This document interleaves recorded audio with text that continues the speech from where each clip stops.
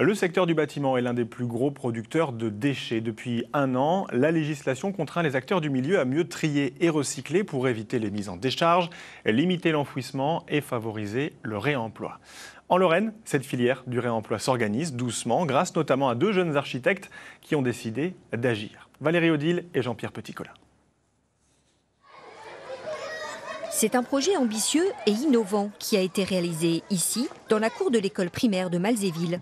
Ce préau en bois a été construit avec 90% de matériaux recyclés, ou plutôt réemployés. Et s'il a pu se réaliser, c'est un peu grâce à ces deux architectes, Émilie Lemoine et Christelle Hopfner, qui sont allés chercher les matériaux.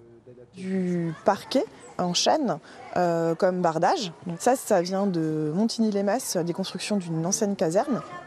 Et puis ensuite, on a trouvé aussi une entreprise qui construit des palettes et qui a un stock de bois de palettes déclassés qui était plutôt destiné à être brûlé en fait après. Et on a retravaillé un peu le bois pour créer toute la sous-face du préau. 2/3 des poutres ont également été récupérées dans une entreprise. Quant à l'isolation phonique, ce sont les moquettes du parc des expositions qui font le job. Au total, 15 tonnes de matériaux ont été économisées. Si ce projet a pu voir le jour, c'est aussi grâce à leur ami architecte, à qui la mairie a confié le projet et qui a voulu voir jusqu'où on pouvait aller dans le réemploi. Il faut qu'on adapte notre dessin à la ressource. C'est-à-dire qu'on n'est pas dans un projet où on va dessiner et puis prendre des matériaux dans un catalogue, mais au contraire, au fil de l'eau et de la ressource qu'on peut trouver en réemploi, on va adapter la conception du projet. Donc c'est une certaine complexité, mais c'est aussi une source de créativité. Plus créatif certes, mais est-ce aussi solide? Est-ce plus coûteux? Des questions que se sont posées les décideurs de la mairie avant de se lancer dans ce projet expérimental. C'était pas une évidence au départ parce que la question, évidemment, pour une collectivité, c'est quel coût, l'analyse coût-bénéfice. Et en fait, on s'est rendu compte que le coût, il était sensiblement le même, parce que les matériaux sont moins chers, évidemment, puisque nous sommes sur du réemploi. Après, c'est la main-d'œuvre qui est un petit peu plus élevée, évidemment, puisqu'il faut démonter. Et puis, le remontage, dans tous les cas, il est le même. Donc, on est sur une facture qui est sensiblement la même.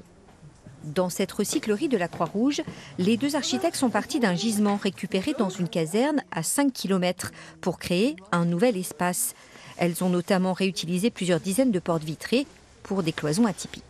Il faut aussi des artisans qui sont d'accord pour jouer le jeu et retravailler les matériaux pour les remettre en état. Il ne faut pas sous-estimer ici ces portes-là. Il y a eu un gros travail aussi de la part du menuisier pour les assembler et avoir ce rendu-là. Pour des questions d'assurance, il n'est pas possible de réutiliser n'importe quoi. Dans la matériothèque qu'elles ont créée à Pompée, seuls les professionnels peuvent y déposer des objets réutilisables.